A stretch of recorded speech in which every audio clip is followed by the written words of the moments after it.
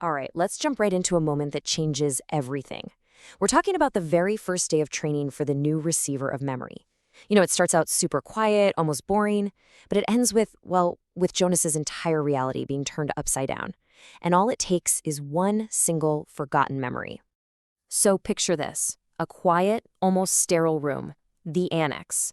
And this quote just nails the atmosphere. Jonas felt nothing unusual at first. He's just lying there on a bed, the old man's hands on his back, and everything is totally normal. He's actually so relaxed, he's worried he's going to doze off. But yeah, that feeling of calm, it's not going to last. Okay, so Jonas is on the bed, try not to fall asleep, and then something changes. It's subtle at first, but it's definitely there. The old man's hands on his back, they suddenly feel cold. It's like the first little ripple in the super still pond of his world, right? A sign that this whole training thing is going to be way different than he ever could have imagined. And man, it ramps up fast.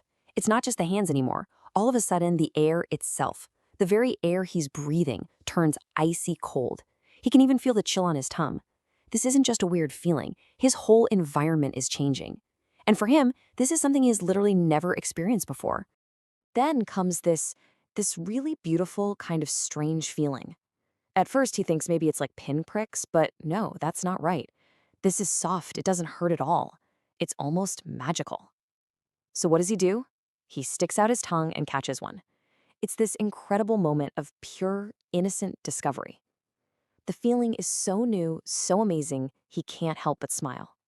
He has no clue what it's called, but what he's feeling, it's his very first snowflake. So this feeling starts to build into a full-blown memory. And this is where it gets wild.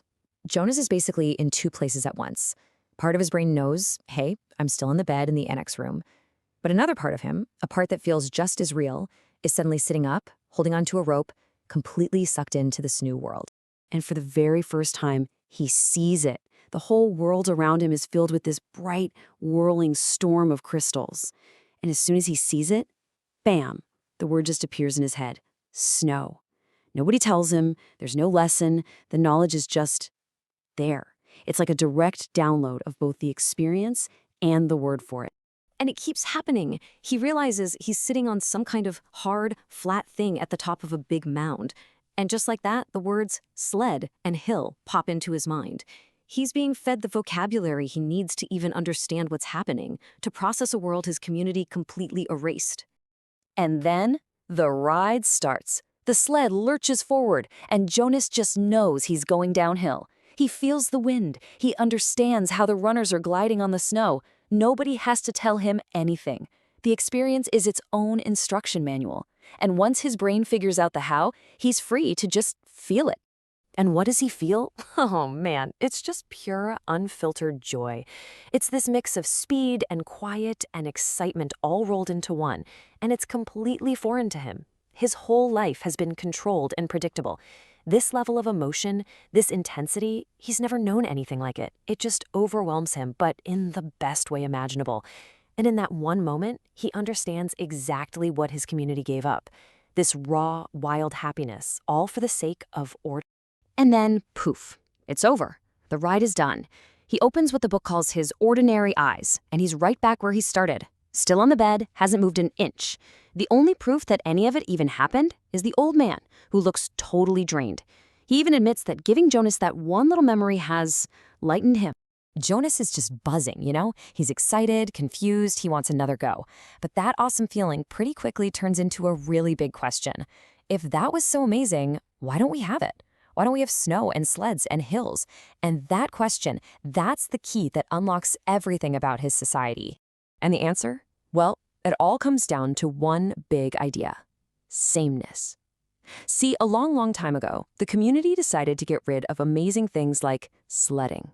And they did it for a reason they thought was way more important. The logic is all about practicality. I mean, think about it. The past was messy, right? You had unpredictable weather, which made farming a nightmare. Hills made moving goods around a pain. So the community went for total control. They brought in climate control. They basically traded all the exciting ups and downs of life for one long, flat, predictable road. And the old man just lays it out, plain and simple. Joy, fun, exhilaration, not practical. They didn't really do anything in a society obsessed with efficiency. So just like the hills and the snow, they got rid of them. They became obsolete. And in doing so, they cut out a huge piece of what it actually means to be alive. But wait, the training's not done for the day. The old man has another memory to share, another one about the climate. But this one comes with a tougher lesson. It's about to show Jonas that with every great feeling, there's often an opposite, not so great feeling to match. So this new memory starts out a lot like the first one, with a new sensation. But this time, it's not cold. It's this really pleasant, comforting warmth that just spreads all over him. And just like before, his brain gives him the word for it, sunshine. And it feels amazing, really comforting, really wonderful. And then a sudden change. That pleasant warmth starts to sting. His memory self has been out in the sun for hours, and the feeling flips from pleasure to this sharp, biting pain. Yeah, ouch is right. And this is it. This is Jonas's first real memory of pain. He gets the word sunburn, and with it, a whole new understanding. The memories aren't just the good stuff, they're the bad stuff too. The pleasure of sunshine has a flip side, the pain of the burn. And that's exactly the kind of thing Sameness was created to stop. This is a huge moment of realization for Jonas. He was told there would be pain, but how could he possibly understand what that meant? Well, now he does. He's felt it. And he gets that the honor of being the receiver is tied to this massive burden. He's not just getting fun memories of sledding. He's getting all of it. The whole of human experience, good and bad. So this incredible first day wraps up with this really profound change. It's not just about what Jonas now understands, it's about who these two people in the room even are anymore. A huge responsibility has just been passed on, and that means a new name is in order. Think about it. The whole dynamic in the room has flipped. The old man gave away memories, and it left him exhausted. Jonas took them in, making him officially the receiver. So with this new reality, Jonas kind of shyly asks, if I'm the receiver, what does that make you? What do I call you? And this is the powerful end to their very first day of training. The old man, tired but determined, gives himself a new name, a name that perfectly captures his new role. He's not the receiver anymore. He is the giver. His entire job now is to pass the memories of the whole world to this kid. And that really leaves us with a big question to chew on, doesn't it? Jonas's community got rid of pain, sure. But to do that, they also had to get rid of real joy, real choice, all the vibrant color of life. So it makes you wonder, and it's really the core question of the whole story. What is the true cost of a world without pain? What essential parts of being human do you have to sacrifice to get there?